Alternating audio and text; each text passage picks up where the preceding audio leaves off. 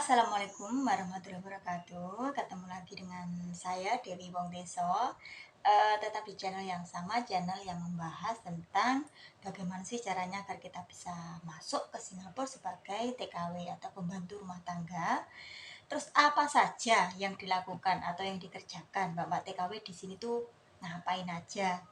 Terus apa saja persyaratan atau data-data yang harus kita persiapkan untuk bisa mendaftar sebagai calon TKW khususnya ke Singapura? Apakah data-data itu masih sama seperti tahun-tahun sebelumnya? Apakah ada tambahan atau persyaratan lagi baru yang harus kita persiapkan sebelum kita mendaftar ya? Terus apa saja yang tidak boleh kita lakukan sebagai TKW yang bekerja di Singapura. Jadi kita orang luar yang bekerja ke negaranya orang, makanya kita juga harus menaati peraturan-peraturan yang memang sudah pemerintah Singapura tetapkan dan juga kita harus disiplin. Dan apa saja hak-hak mbak-mbak TKW di sini. Jadi ada yang boleh, ada yang tidak, ada hak dan juga ada kewajiban. Nah, di video kali ini saya akan sharing sedikit. Jadi ada pertanyaan dari mbak-mbak online saya, teman-teman online semuanya yang bertanya kepada saya seperti ini pertanyaannya ya. Mbak, apakah capek atau enggak rewel ya?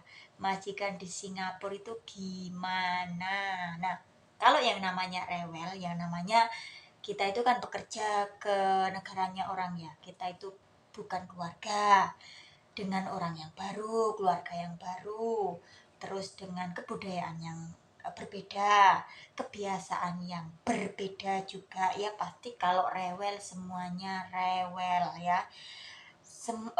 Hampir 90% mungkin ya 90% orang di Singapura, majikan-majikan di Singapura itu rewel. Tetapi kadang ada rewel yang hal yang wajar. Maksudnya wajar itu memang mungkin kita melakukan kesalahan, kalau kita dimarahi kan ya itu hal yang wajar.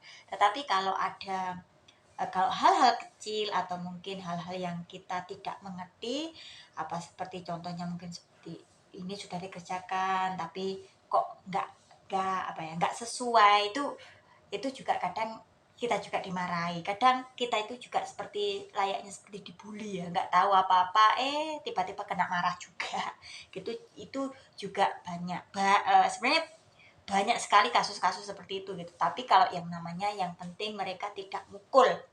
Kebanyakan kalau di Singapura itu ya orang rewel mungkin mereka akan ngomong kamu bodoh, kamu sialan, kamu nggak pakai otak, kamu nggak gunakan otakmu, kamu males, kamu itu hal yang biasa.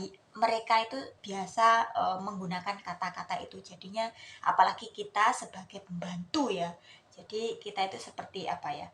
Tempat kita itu di bawah, makanya mereka itu kayak ngomong itu ya nggak peduli perasaan gitu loh. Jadi ngomong seenaknya saja. Nah kalau capek ya pasti capek, kita akan kerja di rumah orang mulai dari pagi sampai malam, mulai dari mereka masih tidur kita sudah kerja, mereka masih tidur kita sudah kerja, mereka tidur lagi kita juga masih bekerja. Kita itu bangun lebih awal, tidur lebih akhir, paling akhir gitu loh. Jadi kalau capek, kalau untuk pekerjaan ya pasti capek, karena orang Singapura itu ke pekerjaannya, apalagi kalau bertemu dengan majikan yang selalu bilang perfect, super clean, wah itu benar-benar luar biasa capeknya. Dan kalau ngomongin masalah jam kerja mbak-mbak di sini tuh berbeda-beda ya. Padahal uh, normalnya di perjanjian atau surat kontrak kerja itu untuk diberi istirahat minimal 8 jam ya. Itu normalnya 8 jam. Jadi mungkin jam 10 atau jam sekitar 8 jam untuk istirahat lah, untuk istirahat. Tetapi ada juga yang kurang istirahatnya, banyak sekali mbak-mbak di sini tuh yang kurang tidur, apalagi kalau yang dijaga mungkin kakek atau nenek atau bayi, itu rewel, mereka juga nggak bisa tidur, kurang istirahat juga, sedangkan siangnya harus bekerja full. Di sini tuh jarang sekali ada majikan yang nyuruh oh santai-santai, boleh, kamu boleh istirahat di siang hari, kamu boleh enggak. Contohnya saya itu bangun, kalau kalau ini karena saya punya anak sekolah ya, 2 anak sekolah, dan saya juga punya anjing ya. Jadi saya bangun jam 5:30. Jam 5:30 itu saya sudah eh, apa ya? Sudah masak, kadang masak nasi goreng, kadang masak bihun, kadang menyiapkan mengkukus, mungkin mengkukus ya makanan untuk mereka bawa ke sekolah. Jadi ada yang dimakan di rumah, ada untuk yang sarapan, menyiapkan untuk sarapan, menyiapkan untuk yang dibawa ke sekolah. Jadi makanya saya itu bangun jam 5:30, itu pun nanti mereka bangunnya itu jam 6.20 atau jam 6.30 mereka sudah bangun. Itu kalau mereka bangun, anak saya ya, anak yang saya jaga, maksudnya yang saya jaga itu, soalnya kalau kalau mereka bangun saya itu harus menyiapkan seragam, apa ya, menyiapkan bajunya, ganti baju mereka, ke toilet, bantu mereka ke toilet. Jadi semuanya harus siap sebelum mereka bangun. Makanya saya bangun 1 jam sebelum mereka. Nah, terus untuk menyiapkan tasnya, air minumnya, semuanya itu. Dan kalau memang untuk masak seperti nasi goreng atau bihun, saya itu selalu menyiapkan di malam harinya. Jadi besok paginya saya tinggal masak, malam sebelumnya itu saya sudah persiapan semua bahan, nanti tinggal plung plung plung gitu, jadi lebih mudah. Itu cara saya. Nah, nanti makan siang juga itu saya terus ngurus anjing, masih ngurus anjing, apalagi saya bekerja di rumah yang 2 lantai, jadi selesai lantai bawah nanti lantai atas, terus nanti rumah selesai nanti anak pulang menyiapkan makanan untuk mereka. Saya juga membawa anjing jalan-jalan, apalagi anjingnya itu kan disuruh jalan-jalan juga ya, supaya enggak apa ya, supaya nggak lemes, kata majikan saya itu, supaya nggak lemes dan sehat gitu loh. Terus habis itu nanti makan malam, menyiapkan makan malam, nanti menyiapkan mereka untuk tidur. Nah, setelah mereka tidur di kamar, saya bereskan semua rumah lagi. Terus saya menyiapkan bahan-bahan untuk besoknya lagi. Itu kalau jam saya itu saya bangun 5:30, saya tidur, saya istirahat itu saya mandinya ya, mandi itu kadang saya jam 10:30 atau jam 10:30. Itu yang pasti itu adalah jam 10:30 saya baru pergi untuk mandi. Kadang juga telat juga, kadang saya sampai jam 11 sampai jam 11:30 itu baru saya mandi. Belum, kadang nanti masih ada yang harus dibereskan, um, harus dibersihkan gitu, masih ada kadang juga seperti itu ya. Kalau saya memang sedang beruntung, jam 10:30 saya sudah selesai, sudah masuk kamar, sudah istirahat gitu loh. Tetapi banyak sekali yang mbak-mbak itu yang jaga, contohnya jaga akong mungkin, atau akong atau ama atau bayi ya, kayak bayi itu juga rewel. Bayi itu kalau ketemu bayi yang apalagi mbaknya itu jaga 24 jam, artinya siang sampai malam dia itu jaga bayi. Malamnya kan berarti harus, kalau bayi nangis ya harus menjaga bayi itu tadi kan. Kadang itu kalau dulu, jadi pengalaman saya dulu ya, dulu saya jaga bayi 24 jam.